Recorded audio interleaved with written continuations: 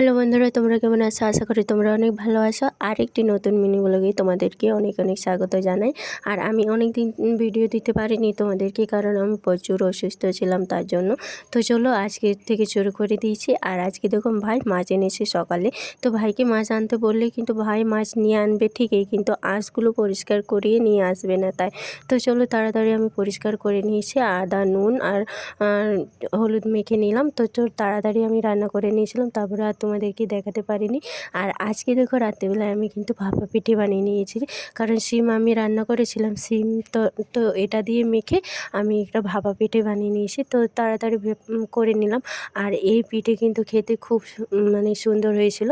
তো চলো আমার কিন্তু প্রায় এগুলো বসিয়ে নেওয়া হয়ে গেছে, আর আমার কিন্তু পুরো সিদ্ধ হয়ে গেছে। তো চলো এগুলো নামিয়ে নিই।